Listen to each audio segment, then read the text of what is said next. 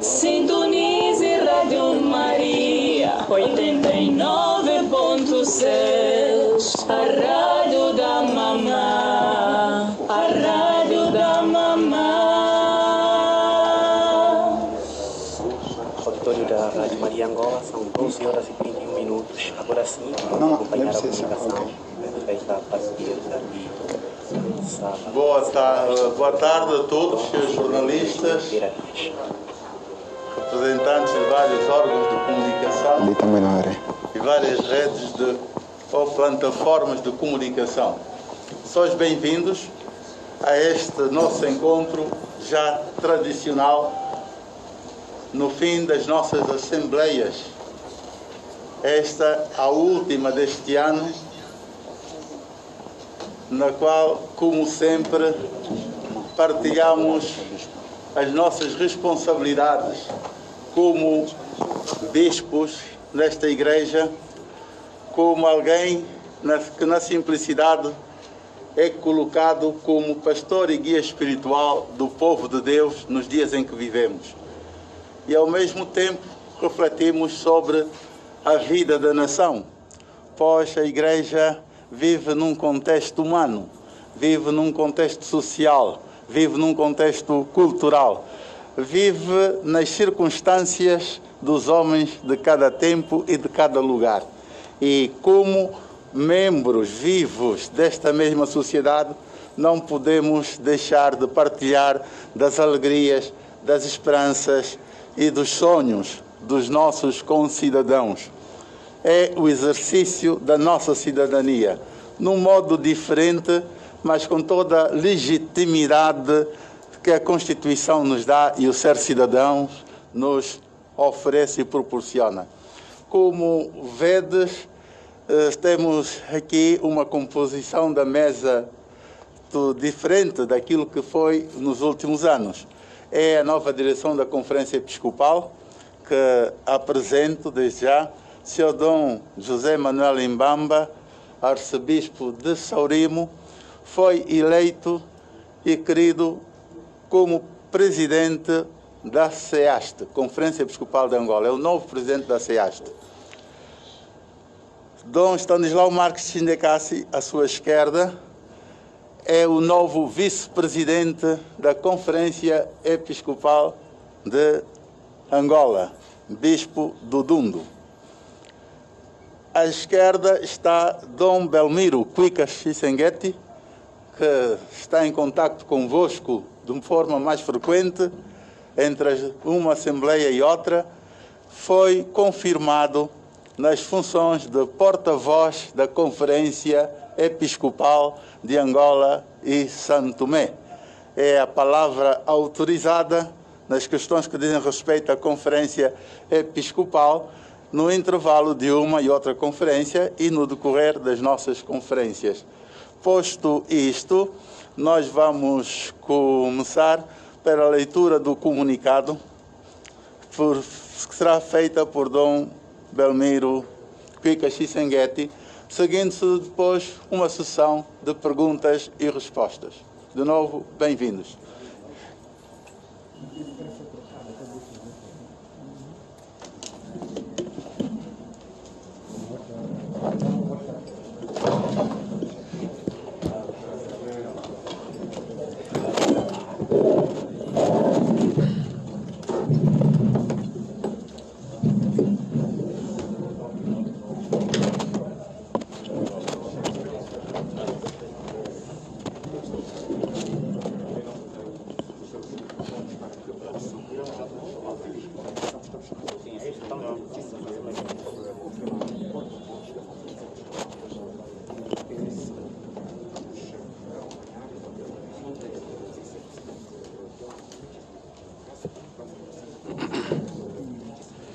Comunicado de imprensa da segunda Assembleia Plenária da CEAST 2021. De 6 a 11 de outubro de 2021, na sede da CEAST, Arquidiocese de Luanda, teve lugar a segunda Assembleia Plenária Anual da CEAST, que contou com a presença dos bispos da SEASTE, de Dom Anastácio Carrango, bispo auxiliar emérito de Luanda, e do padre Adão Antônio Cauenda, administrador diocesano de Malange. Estiveram ausentes Dom Gabriel Bilingue, arcebispo do Lubango, e Dom Jesus Tirso Blanco, bispo do Luena, por razões justificadas. No discurso de abertura, Dom Filomeno do Nascimento Vieira Dias, presidente da SEASTE, dividiu a sua intervenção nas vertentes social e eclesial. Na vertente social, denunciou a situação de insegurança que se vive no meio urbano, com assaltos à mão armada até em pleno dia.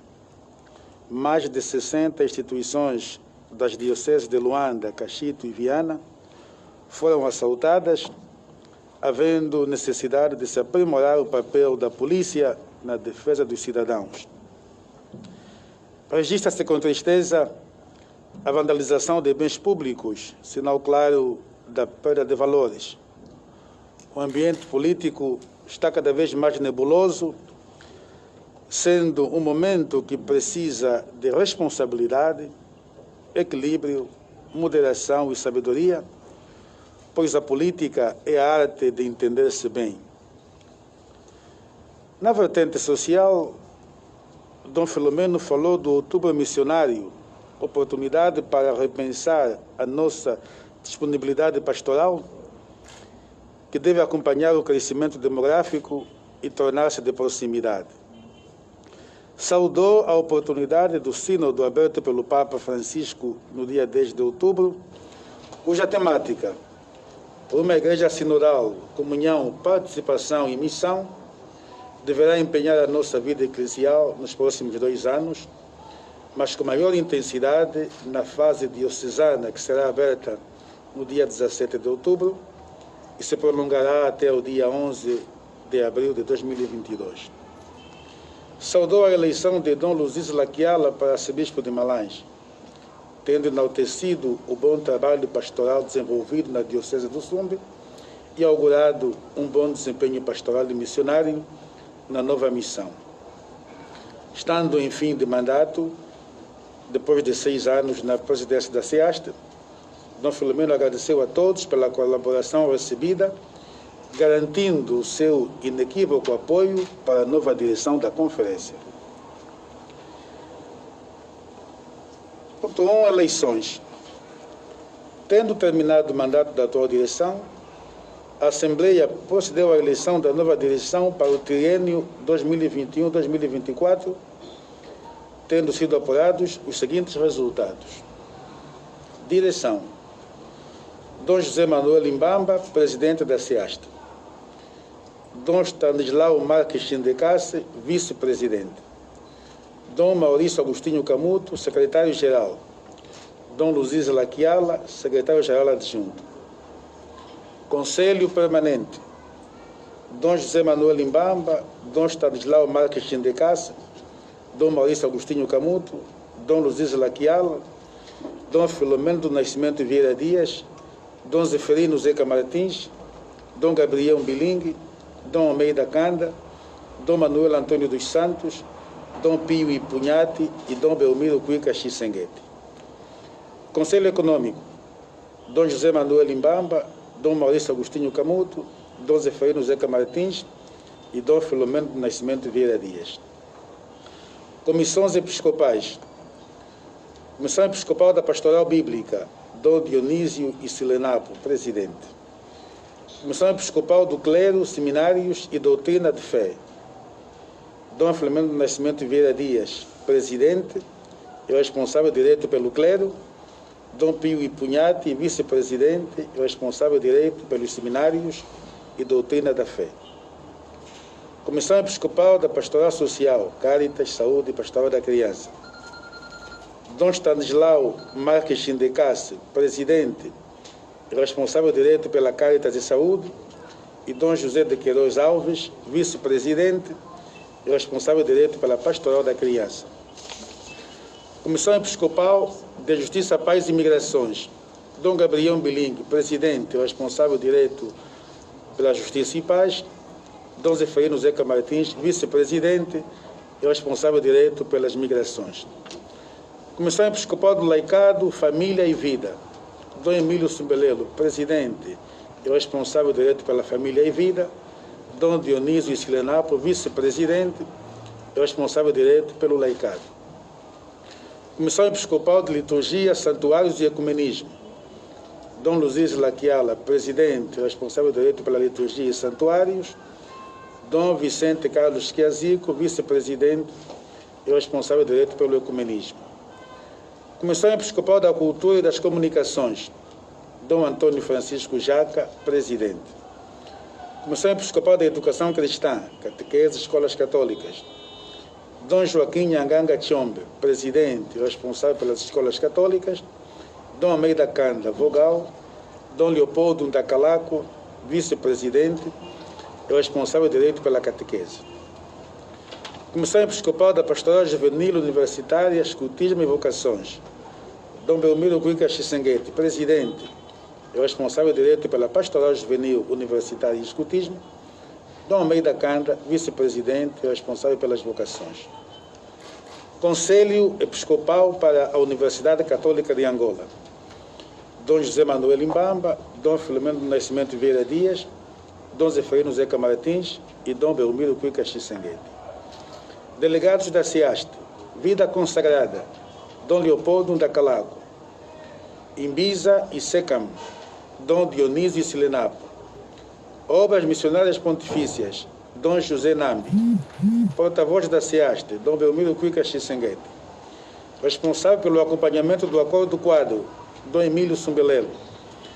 Proteção de menores e pessoas vulneráveis, Dom Emílio Sumbelelo. ICRA, Dom Emílio Sumbelelo. E Congressos Eucarísticos, Dom Luziz Laquiala. Ponto 2. Deliberações. Na sequência dos trabalhos, os bispos aprovaram, primeiro, a calendarização das fases da vivência e implementação do Sínodo, sendo a fase paroquial até 31 de janeiro de 2022, a fase diocesana até 10 de fevereiro de 2022 e consequente entrega da síntese diocesana à Secretaria Nacional do Sínodo até ao dia 1 de março de 2022. A reunião sinodal nacional para os dias 24 a 27 de março de 2022 e o envio da síntese do Sínodo Nacional à Secretaria-Geral do Sínodo em Roma até ao dia 11 de abril de 2022. Segundo, a realização em junho de 2022 de um simpósio internacional para celebrar os 530 anos da evangelização de Angola e os 30 da visita do Papa São João Paulo II a Angola. Terceiro, a nova direção da Universidade Católica de Angola, que fica assim constituída. Irmã doutora Maria da Assunção Alberto, reitora.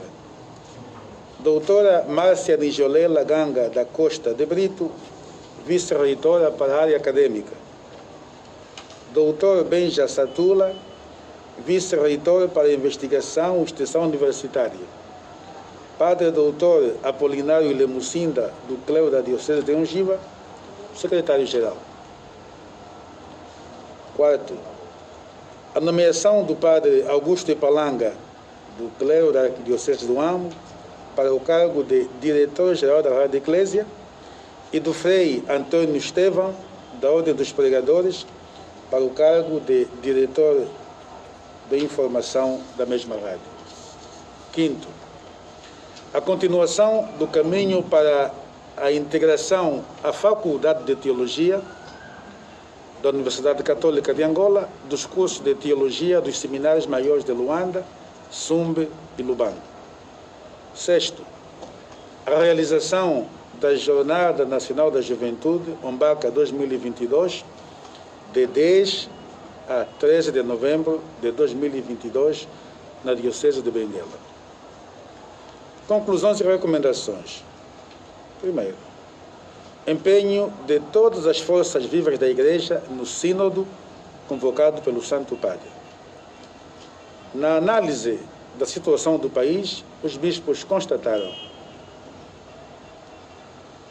o aumento dos níveis de insegurança um pouco por todo o país, a fome provocada pela longa estiagem e a consequente falta de alimentos, sobretudo no sul do país, o crescimento da tensão pré-eleitoral, sobretudo entre os dois grandes partidos do país, a perda de confiança nas instituições judiciais, derivada da evidente interferência política em determinadas decisões, o que não abona para o estabelecimento de um Estado democrático e de direito.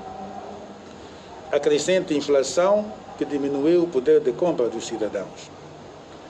Diante destas constatações, recomendam que se melhore o discurso político para garantir a paz, segurança e harmonia entre os cidadãos.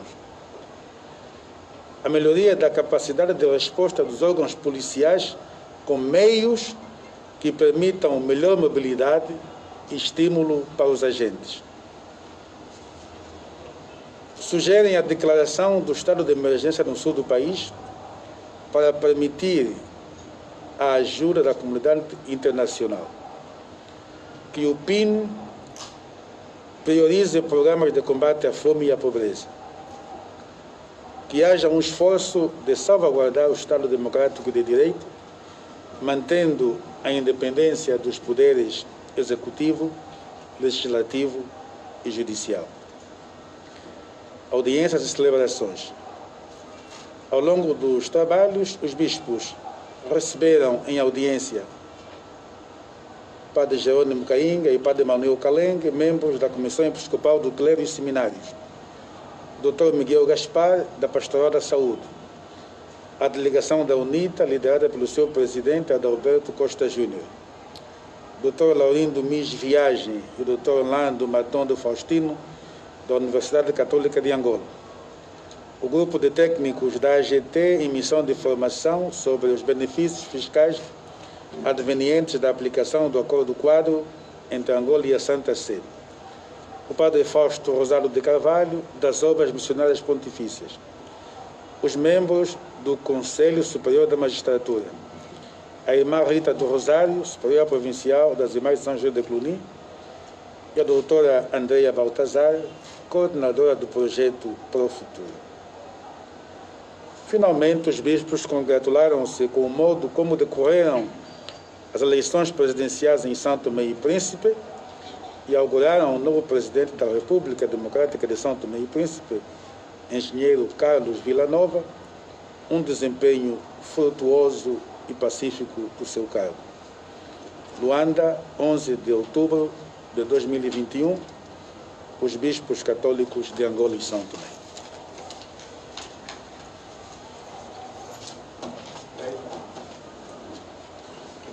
Esta é a síntese, é o resumo daquilo que foram os nossos trabalhos e agora estamos à disposição para um período de perguntas e respostas. Portanto, podem colocar aí ao centro. E para este momento nós pedimos que cada um dos seus jornalistas se apresente, diga o nome e o órgão de comunicação social que representa.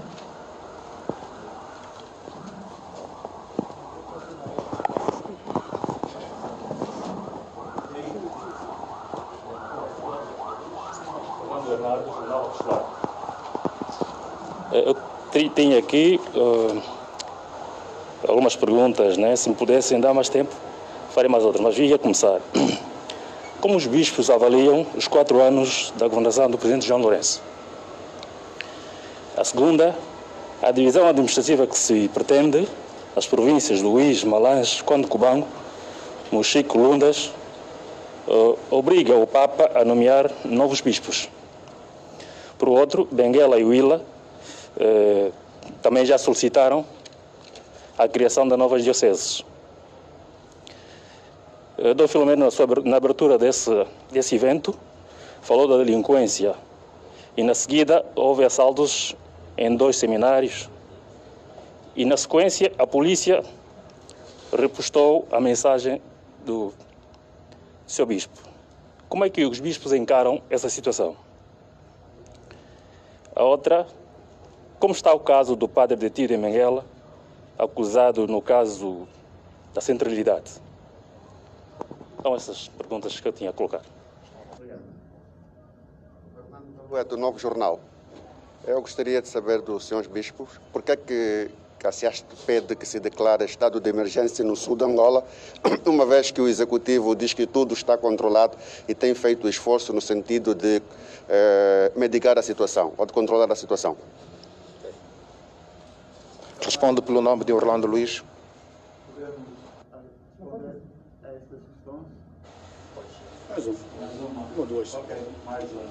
Muito bem, dizia que respondo pelo nome de Orlando Luiz.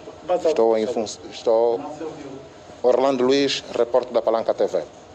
As propinas nas universidades subiram. Gostava de saber que mecanismo a SIAST está a usar para minimizar esta situação que afeta os estudantes e a família angolana. A outra questão é há informações de que os repórteres digamos que os repórteres paroquianos estão suspensos da Rádio Eclésia. Gostava de saber que mecanismo a SIAST está a usar para que velasse esta situação dos repórteres paroquianos da emissora católica de Angola. Esta questão que eu gostava de colocar. Obrigado. Última, para essa primeira bateria. Eu sou o Giovanni António, sou jornalista da TV Zimbo. A minha questão tem a ver com a situação do Hospital Divina Providência. Queríamos saber qual é o olhar, digamos, da SIAST em função dos problemas que se levantam até o momento no Hospital Divina Providência. E a outra questão tem a ver com uma das recomendações que foi apresentada aqui, que tem a ver com o ponto C do terceiro ponto das recomendações e conclusões, que apela para que o PIM priorize programas de combate à fome e à pobreza.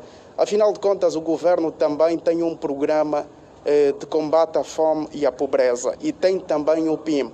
A minha questão tem a ver com o seguinte: como é que a SIAST olha para a implementação dos programas que têm como principal objetivo combater a fome e a pobreza? Bem, vamos então responder a esta primeira bateria de questões, que depois passarei para os meus colegas.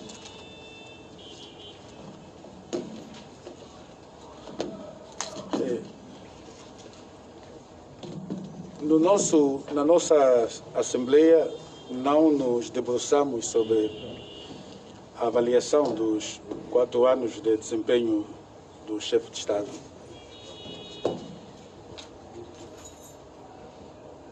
Nem das incidências da divisão político-administrativa, uma vez que ainda está em projeto e não foi realizada. De toda maneira, mesmo tendo lugar tal divisão político-administrativa, ela não obriga o Papa a nomear bispos.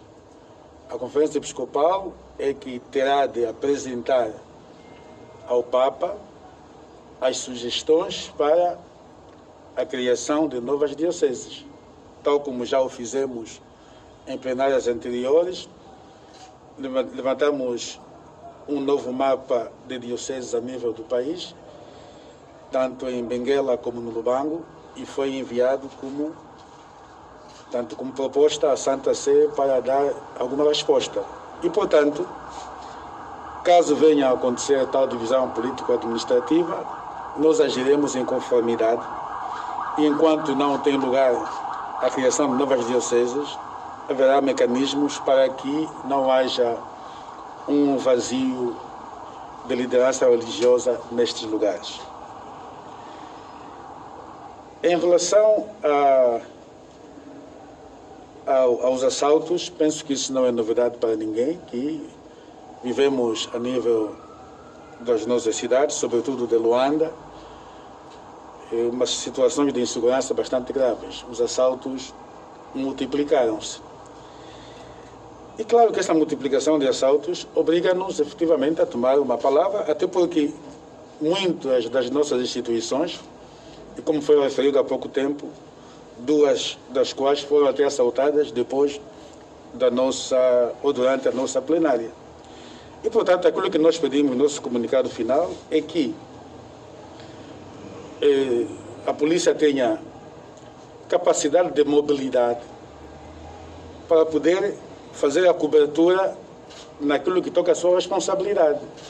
Tem que ter meios de transporte, os próprios polícias têm que ter também meios de defesa, porque nós sabemos que os criminosos estão violentos, eles disparam.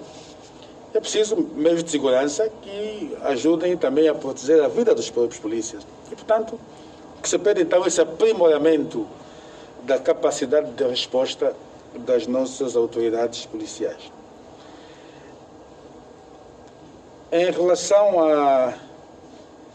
ao porquê que a CEAST pede o estado de emergência, eu penso que este pedido é decorrente do facto de a estiagem estar a ser longa. E nós sabemos que declarar o estado de emergência dá a possibilidade de se receberem apoios externos. E nós precisamos, efetivamente, destes apoios.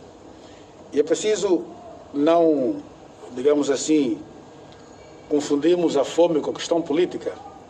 É preciso sermos humildes e termos a capacidade de dizer: os nossos esforços chegaram a ter determinada possibilidade e é preciso pedirmos a ajuda da comunidade internacional, que não é nenhum favor que se presta, pois Angola é parte dessa comunidade internacional e tem as suas cotas pagas nas organizações internacionais. E, portanto, quando os caminhões de arroz são assaltados em pleno dia em Benguela, quando encontramos pessoas nos contentores de lixo, até mesmo aqui na Grande Luanda e em muitos outros lugares, penso que não precisamos de microscópio de consciência para assumirmos a nossa debilidade, mas é preciso assumir o momento presente e salvarmos vidas. Em relação à questão das propinas nas universidades e em outros lugares, penso que isto é um problema que é recorrente a nosso nível. Eu dando um exemplo, há 17 e 18 anos, quando estudamos na Universidade Católica, a propina era de $250. Estou a dar um exemplo. E se nós tivermos de acompanhar o nível de inflação de todos estes anos, hoje por hoje, a propina realista seria de 6 vezes 3 são 18, mais ou menos 180, 120 a 140 mil kwanzas por mês. Esse é o nível de inflação dos últimos 17 anos. E, portanto, isso joga com muitos outros aspectos. Onde está o problema real desta dificuldade de se responderem às propinas no momento presente? O problema real reside, em nosso entender, em 1 ou 2 fatores. O primeiro é que o salário, portanto, a capacidade aquisitiva das pessoas não acompanhou a inflação. De tal maneira que temos hoje menor capacidade de compra, não? E despesas que não estão ao nosso alcance.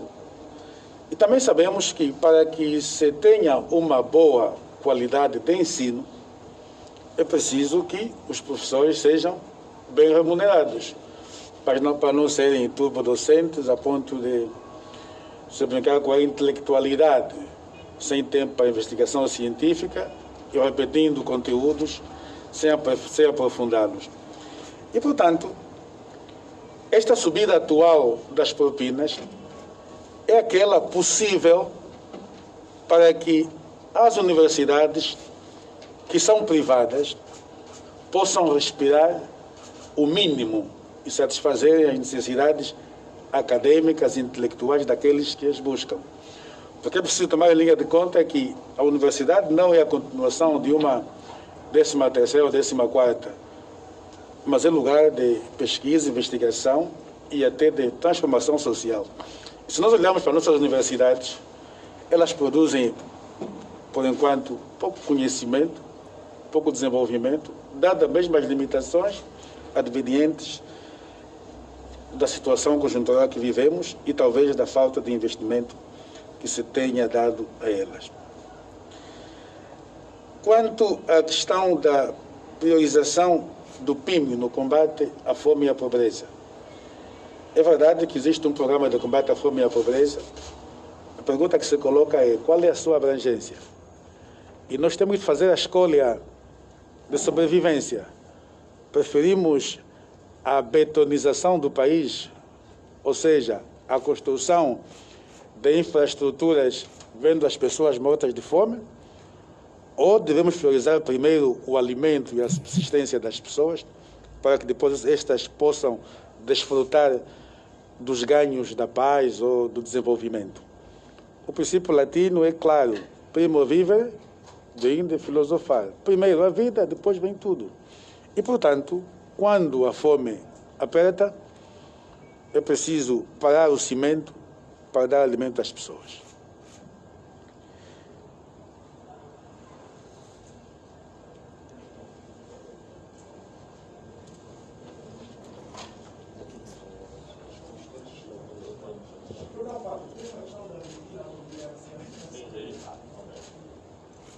A SEAST não tratou este assunto. Estou certo. Portanto, não é tema para abordar da conferência de imprensa. Igualmente não tratamos o assunto das universidades. Não, tratamos sobre a universidade, até nomeamos nova direção e muitas outras coisas. O Sr. Dom Belmiro apoiou-se nos exemplos da Universidade Católica, das propinas da Universidade Católica. Foi a fonte de resposta. Qual situação? A igreja como tal. Deve perguntar isto a nível de Luanda. O arcebispo sou eu, mas eu não estou aqui, estou nas vestes da nossa conferência de imprensa. Portanto, no fim pode perguntar-me. Está bem?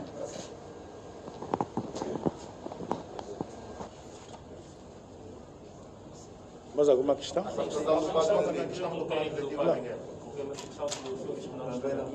Não foi objeto de análise, sim. É para Dom Antônio Francisco Jaca.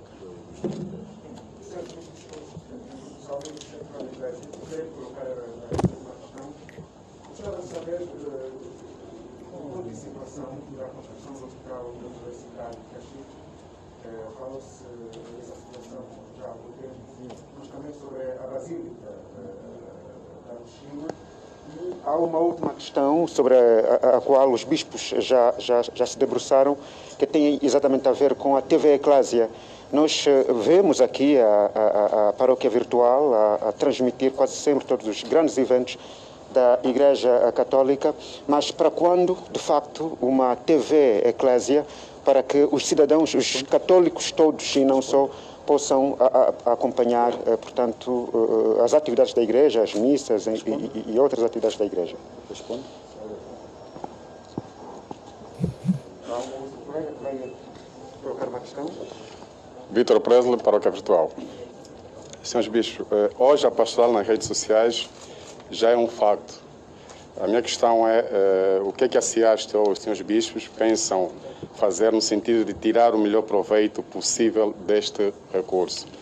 A outra questão é, não sei se o Dom Camuto ou o Dom Filomeno poderão responder, é sobre, no passado dia 12, o Tribunal de Instância Interdiocesano de Primeira Instância fez sair uma nota de esclarecimento assinada por Dom Filomeno, Dom Emílio e Dom Maurício, onde alertavam os fiéis católicos sobre a existência de grupos religiosos que se autodenominam católicos. O que eu quero saber é se já foi feito algo mais para além dessa nota. Se há uma pressão às instituições do Estado.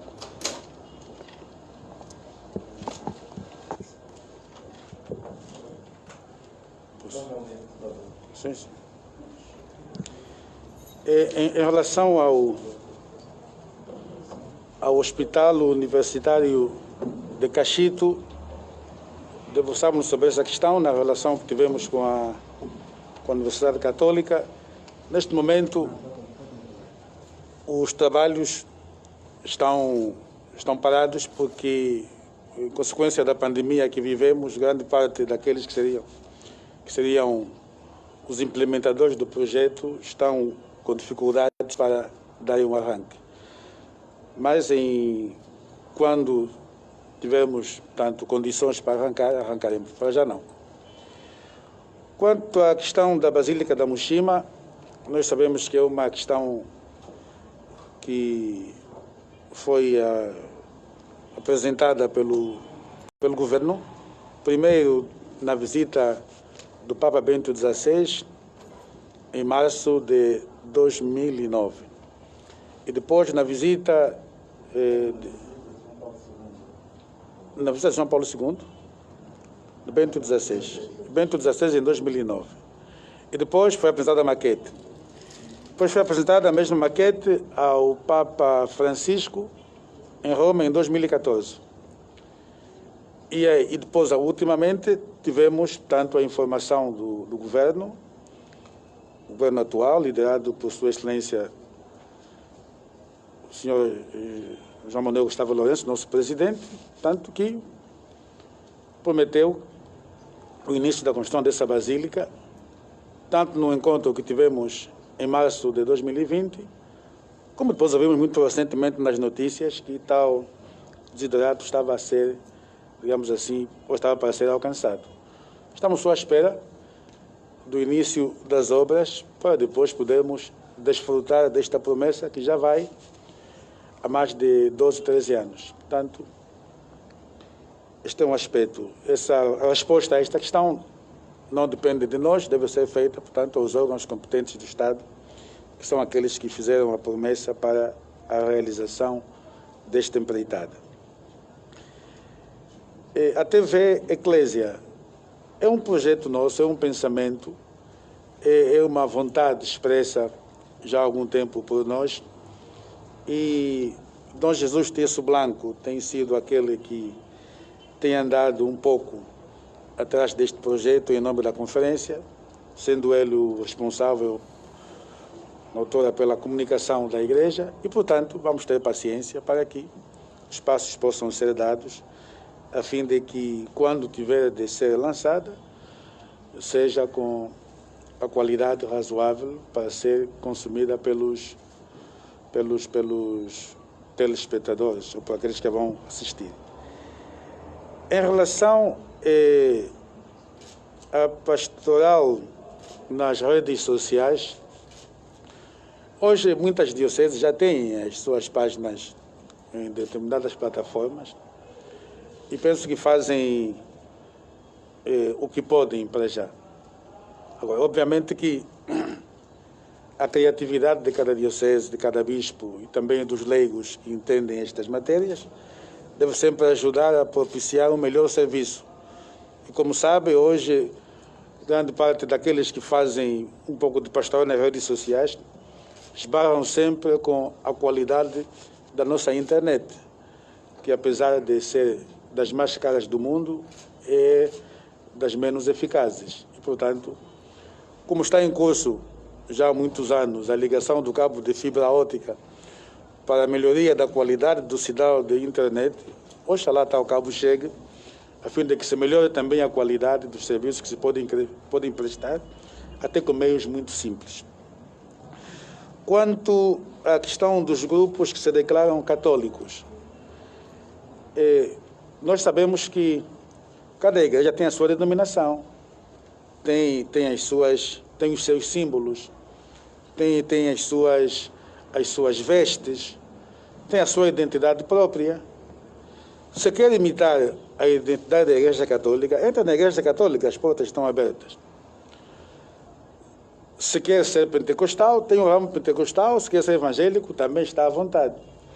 Portanto, o grande problema que se coloca quanto a essa questão tem a ver com o facto de que isso gera muita confusão para os nossos fiéis. Enquanto uma igreja que se diz católica, tem essa denominação, está lá um padre ou um bispo que não foi ordenado, usando os nossos símbolos, e, portanto, isso gera confusão na parte dos fiéis, mas também gera instabilidade para o próprio Estado. Porque o Estado, aliás, os países desenvolvidos não têm esta quantidade de igrejas de maneira tão organizada. É preciso que o Estado organize e fiscalize o fenômeno religioso. Porque o grande problema que há é que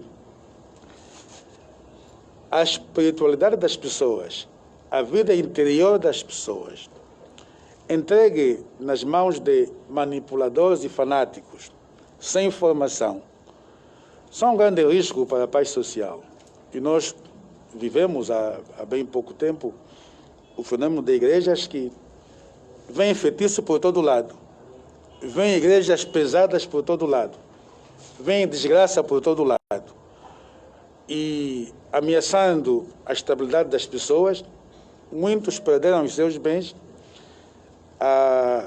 na esperança de comprarem a salvação, quando a salvação de Deus não está à venda. E, portanto, nós na Igreja Católica fizemos aquele comunicado nas dioceses de Luanda, Cachito e Viana. A conferência assumiu esta responsabilidade de dar um passo seguinte para que as competentes instituições do Estado possam ajudar a pôr ordem neste segmento religioso, para que não se confundam os fiéis, mas também ninguém seja mentido em nome da Igreja Católica, porque não poucas vezes houve que é católico, afinal não é nem padre nem bispo, rouba com o nome da Igreja Católica, manipula com aquele nome. Isso não é bom para a paz social.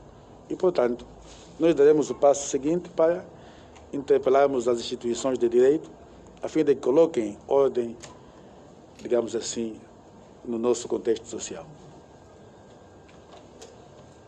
Mais perguntas? Sim, da Rádio Essencial. Queria fazer da Rádio Essencial. Pois, queria que a Naciaste falasse um pouco sobre a pedofilia. Cerca de 3 mil pedófilos já foram registrados na Igreja Francesa desde 1950. Qual é a posição da Ciaste em relação à pedofilia na Igreja Católica? Tem uma questão. Elder Luandino, Rádio Eclésia. Que avaliação os bispos fazem do atual momento do país e como é que avaliam também a anulação do Congresso da UNITA, uma vez que depois de um dia desta anulação os bispos receberam Adalberto Costa Júnior aqui, o que é que lhes foi informado e o que é que o aconselharam? Obrigado.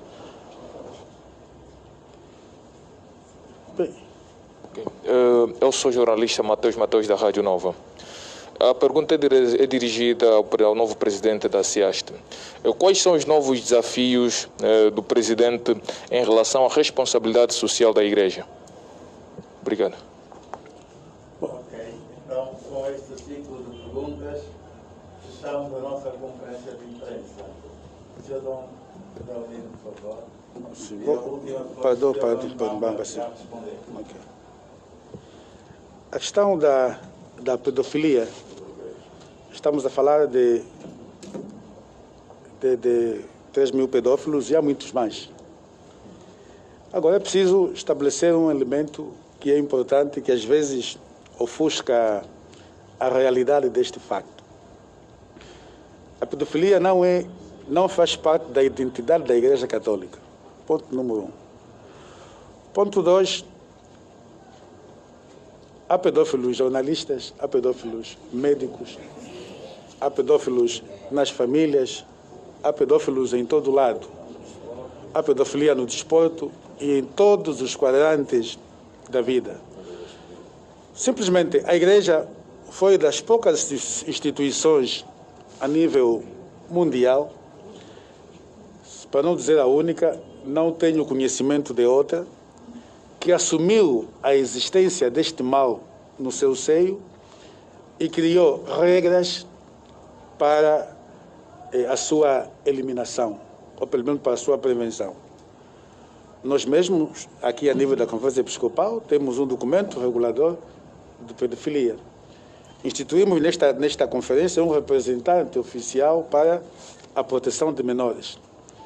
E, portanto, A única resposta que eu conheço a nível das instituições é justamente a da Igreja Católica. Agora, o que é que isso tem de mal? O mal da pedofilia dentro da Igreja é que tem duas dimensões bastante horrendas para a moral e os bons costumes. Porque, por um lado, nós, os sacerdotes e bispos, somos os defensores da moralidade e confiaram-nos, às vezes, pessoas para a nossa guarda e proteção. E então houve este escândalo que, de facto, a todos nós entristece. E o Papa São João Paulo II assumiu com tristeza na transição do segundo milênio. O Papa Bento XVI deu passos para a sua disciplina. E o Papa Francisco tem sido até muito mais rígido nos últimos tempos, tomando medidas drásticas para que isto não volte a acontecer. É de facto uma vergonha, é um mal que deve ser combatido. Mas atenção, não limitem a pedofilia à Igreja Católica, nem a coloquem como fazendo parte da sua identidade. A identidade da Igreja Católica é dada pelos santos, aqueles que viveram bem a sua fé, testemunha de Cristo ressuscitado, e que não são poucos. Isto deve obrigar-nos a todos nós a termos cuidado com esta situação. Porque muitas vezes você está falando de pedofilia olhando para o outro, mas tem de cuidar de si mesmo, porque a pedofilia vai até aos 14, 15, 16 anos, talvez 17, antes dos 18 anos. E, portanto, cada um olhe para a sua consciência e veja até que ponto tem sido um combatente consciente contra a pedofilia, ou se não é daqueles que a combate ou a julga nos outros e não a corrige em si mesmo. Portanto, é um caminho para todos nós. Em relação à situação do país, nós já dissemos na leitura do comunicado que a situação está com muitos problemas, não é? Nós estamos a ver um ambiente pré-eleitoral bastante tenso. Há uma certa insegurança até nas instituições, sobretudo da justiça. Aquilo que é preciso saber é que nós já tivemos longos anos de guerra e é preciso que se faça o impossível para que se volte a instabilidade que tanto mal nos fez ao longo de muitos anos. E, portanto, para que tal possa ter lugar, é preciso, então, esta caridade na verdade, a fim de que possamos defender aquilo que nós já duramente alcançamos. O processo de reconciliação nacional adveniente dos acordos de Luena ainda não está terminado. E nós temos de ter calma, paciência e ponderação para que possamos todos viver os benefícios da paz e não ter a sociedade dividida entre mendigos e opulentos. Nós recebemos a seu pedido o presidente da UNITA e a sua delegação justamente para, como podemos receber qualquer outra pessoa. As portas da Conferência Episcopal não estão limitadas a ninguém. E como puderam ver na lista de audiências que tivemos de forma pedidas, foram várias as entidades que o pediram. E, portanto, quando nós estamos reunidos, e mesmo noutras ocasiões, nós temos as portas abertas para podermos ouvir a sociedade e darmos também a nossa palavra de alento e de orientação. É o que aconteceu com o engenheiro Adalberto da Costa Júnior, é o que aconteceu ou tem acontecido em muitas outras audiências que nas nossas dioceses damos às mais variadas entidades políticas que nos solicitam. Como é óbvio, diante daquilo que é exposto, nós procuramos, dentro dos princípios que norteiam a nossa ação, dar a orientação que julgamos ser necessária, que tem de ser sempre em linha de conta os critérios da justiça, da reconciliação nacional, da salvaguarda da paz, da unidade nacional, da transparência, da luta contra a corrupção e de outros males. Portanto, quando nós recebemos as pessoas, é justamente para que ajudemos a enquadrar o país no rumo certo, que seja bom para todos nós.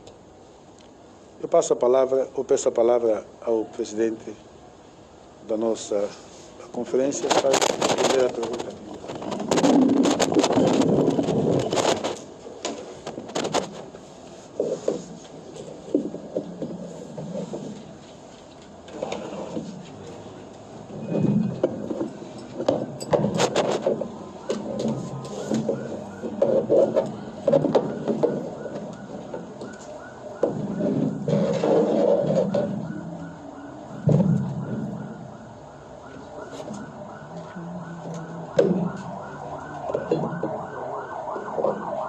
Arruma bem isto aqui. Está a pedir para não estar certo.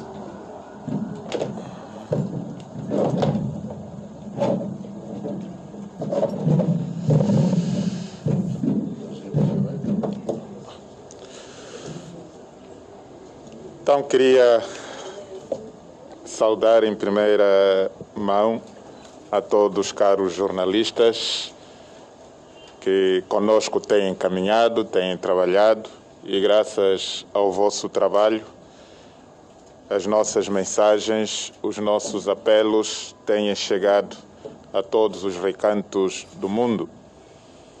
Já foi apresentada a nova equipa da direção da SIAST. Estamos disponíveis para servir a nossa igreja, disponíveis para servir a nossa sociedade, disponíveis para oferecermos a alegria do Evangelho. E a missão da Igreja no mundo não é outra senão esta: levar a boa nova da fé, levar a boa nova do amor, levar a boa nova da paz, levar a boa nova da salvação. E tudo isto passa por um diálogo fecundo com a própria sociedade, as suas instituições, a sua cultura, os seus filhos e filhas e tudo aquilo que, afinal, vai nos ajudar a nos sentirmos bons cooperadores do projeto de Deus. E este trabalho, pois, vai exigir de todos nós o espírito de humildade, o espírito de missão, o espírito de sermos os enviados de Deus para o bem dos irmãos. A Igreja não inventa nada, a doutrina é Jesus Cristo, e é essa doutrina que perpassa os tempos e séculos e histórias, e é essa mesma doutrina que nós vamos continuar a veicular para que verdadeiramente todos nos sintamos renovados, a fim de darmos os melhores frutos conducentes à verdadeira salvação. Os desafios são vários, tal como foram descritos na conversa que acabamos de ter, e é missão da Igreja, pois, ser esta sentinela, a garantia da esperança, a garantia da unidade, a garantia da reconciliação, a garantia da paz, a garantia, afinal, deste caminho de compromisso com a verdade e com a justiça, para podermos todos nos encontrar como irmãos, como filhos, como amigos, como aqueles discípulos que Jesus Cristo reúne para lhes dar tudo o que necessitam para serem bons filhos de Deus, bons cidadãos e bons amigos. Esta é a nossa missão e é o que nos propomos fazer. Por isso, nós vamos caminhar com toda a sociedade angolana, com toda a comunidade da Igreja, para podermos, pois, iluminar os caminhos, podermos regenerar consciências, podermos ajudar a encontrar aquelas certezas que nos devem encaminhar para o bem que todos nós queremos. O bem comum, o bem da dignidade da pessoa, o bem da justiça, o bem do Estado democrático de direito, o bem que, afinal, deve nos ajudar a fortalecer a nossa vida em comunidade. Enfim, o projeto de caminho é grande. Nós somos herdeiros de um patrimônio, herdeiros de uma igreja que já tem história, herdeiros de uma igreja que já fez caminho, herdeiros de uma igreja que já é madura.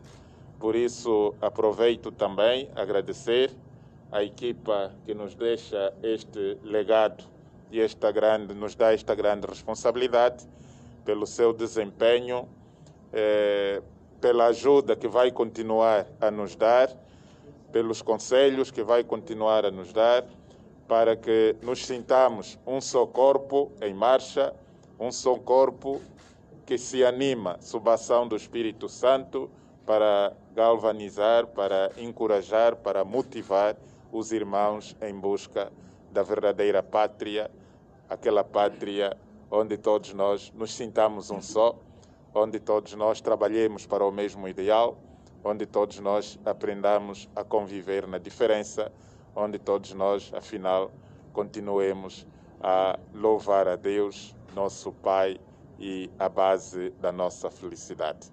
Muito obrigado a todos, que Deus vos abençoe, contamos e contaremos sempre convosco. Obrigado. Boa tarde.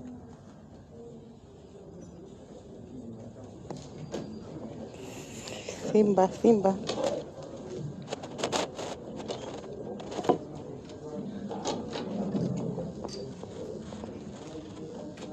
Boa tarde, estimado ouvinte da Rádio Maria Angola. São 13h28. Estaremos a acompanhar assim então a comunicação que marca o encerramento dos trabalhos da segunda Assembleia Ordinária dos Bispos, esta que ocorreu na sede da SIAST em Luanda. Esta conferência de imprensa é o sinal que marca o fim dos trabalhos dos bispos.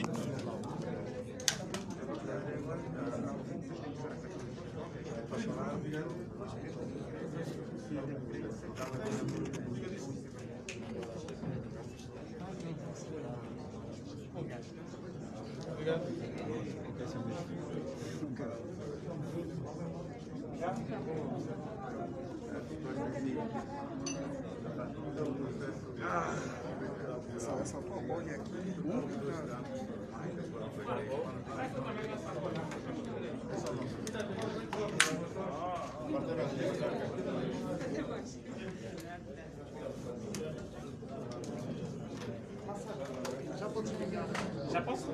Direito, filho.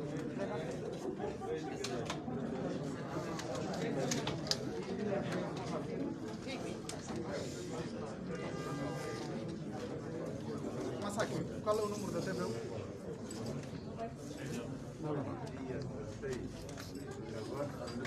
6. TVU 6.